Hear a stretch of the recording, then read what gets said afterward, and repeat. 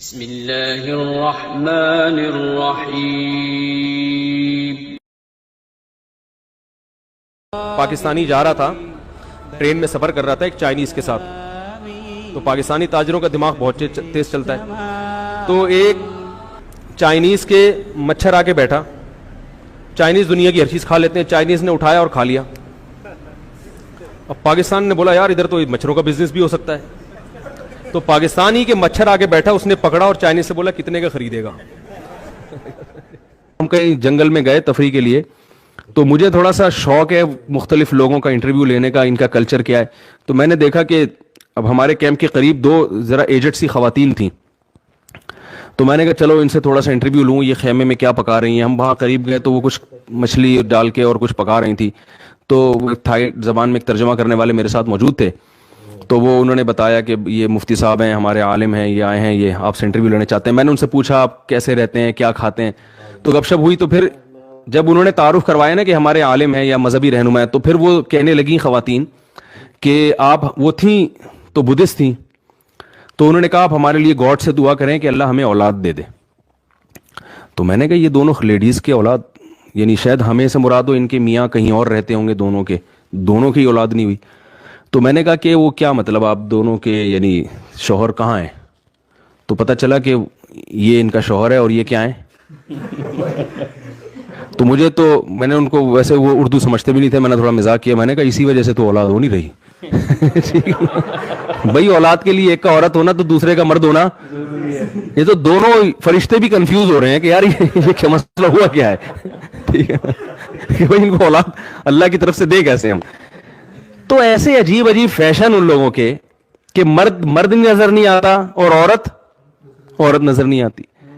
تو اسلام نے حکم دیا کہ مرد ہو تو حلیہ کیسا ہونا چاہیے. یہ نیچر ہے بھائی, مرد بن کے رہے اور عورت بن کے رہے. وہ ایک آدمی کسی کے یہاں رشتہ, بیان ختم ہو گیا, جو جانا چاہیں جا سکتے ہیں. ایک آدمی کسی کے گھر میں رشتہ لینے کے لیے گیا. تو وہ لڑکی کے ابا نے نا, جو لڑکا آیا تھا رشتہ لینے کے لیے, اس کے سامنے چائے اور بسکٹ رکھ دیے. اب وہ لڑکا وہ ڈبو کے کھا رہا ہے نا.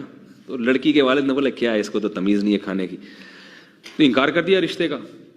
اب لڑکے کو بڑی شرمندگی بھی, بہت افسوس ہوا یار یہ کیا ہو گیا, اور پتہ بھی تھا کہ کیوں انکار کیا. تو باہر نکل کے لڑکی کے ابا سے کہتے ہیں رشتے کا آپ نے انکار کر دیا, افسوس تو بہت ہوا, مگر ڈبو کے کھانے کا اپنا ہی مزہ ہے.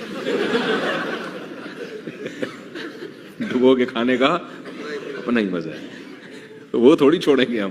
اور حقیقت ایسے ہے, حقیقت ہے چائے بسکٹ رکھے ہو نا, میرا اپنی ظاہر بھی ہے کہ ڈبو کے کھانے کا شرم تو آ رہی ہوتی ہے انسان کو, لیکن جو مزہ آتا ہے ڈبو کے کھانے میں, وہ بغیر پاپے جتنا ڈبو کے کھانے میں مزہ آتا ہے.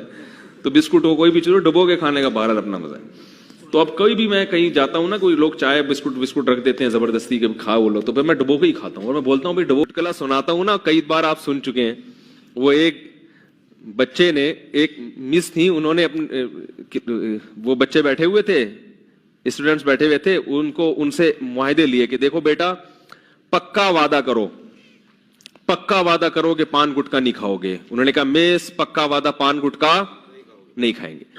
بیٹا پکا وعدہ کرو چوری نہیں کریں گے. میس کبھی بھی چوری نہیں کریں گے. ہر چیز پہ وعدہ کر رہے تھے, سارے معاہدے کروا لیے, ملک کی خدمت کریں گے, یہ کریں گے, وہ کریں گے, ایمانداری سے جہاں بھی جائیں گے ایماندار. آخر میں کہا کہ بچوں پکا وعدہ کرو لڑکیوں کا پیچھا نہیں کریں گے. بچوں نے کہا پکا وعدہ لڑکیوں کا پیچھا نہیں کریں گے. اب بچوں جو ہے نا اندر وعدہ تو کر لیا.